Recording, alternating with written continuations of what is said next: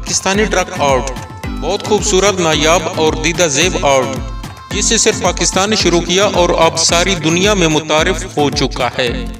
German سفیر کا scooter ہو یا آسٹریلیا میں چلتی بسیں، جرمنی کی کاریں، فرانس کے برتن، امریکہ کی لگژری گاڑیاں ہوں یا ان کے ساتھ بہت سے ممالک کی مختلف چیزیں ہوں، یا ہمارے KPK کے رکشے، موٹر سائیکل یا سائیکل، ہر جگہ ہمارا ٹرک آرٹ آپ کو واضح نظر آئے گا۔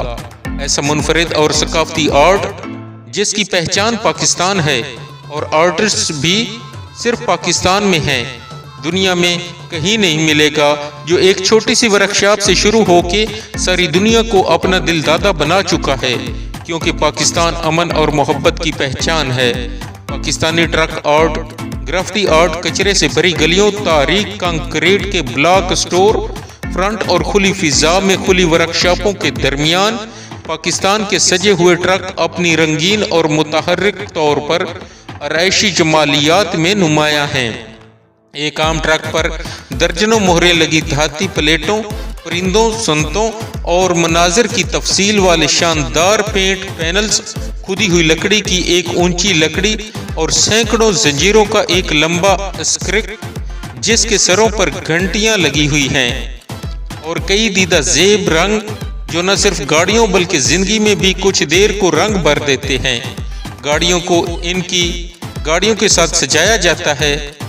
کہتے ہیں ٹرک آرٹ کا تعلق صوفی روایت سے ہے، جس میں مزارات اور مقدس مقامات کو مذہبی خوبی حاصل کرنے کے طریقے کے طور پر سجانا ہے۔ ٹرک آرٹ کے اسٹائلسٹک کنونشنز مسلسل بدل رہے ہیں۔ پچھلا پینل جو اکثر بڑے پورٹریٹ سے سجا ہوتا ہے، ثقافتی رجحانات کا مشاہدہ کرنے کے لیے خاص طور پر دلچسپ جگہ ہے۔ ایک ایسا عمل جو کبھی غیر معمولی سمجھا جاتا تھا، پاکستان کے ٹرک آرٹ کی سراسر انتخابی صلاحیت، جو کہ کئی علاقائی طرزوں کے ساتھ ساتھ نسلی گروہوں کے فرق کو بھی ظاہر کرتی ہے، ملک کے زرخیز تنوع کا ثبوت ہے۔ حالیہ برسوں میں پاکستانی ٹرک آرٹ نے ایک بین الاقوامی پروفائل حاصل کی ہے۔ ایک عام آدمی اور چھوٹی سی ورکشاپ سے شروع ہونے والا یہ منفرد اور دلکش آرٹ آج پوری دنیا میں چھایا نظر آتا ہے۔ پاکستانی آرٹسٹ پوری دنیا میں اپنا یہ فن متعارف کروا چکے ہیں۔ پوری دنیا میں اگر ہر شہر میں نہ بھی ہو تو بہت سی جگہ پہ پاکستانی آرٹ آپ کو ملے گا، اور آپ کو بھی اپنے پاکستان ٹرک آرٹ پہ رشک آئے گا۔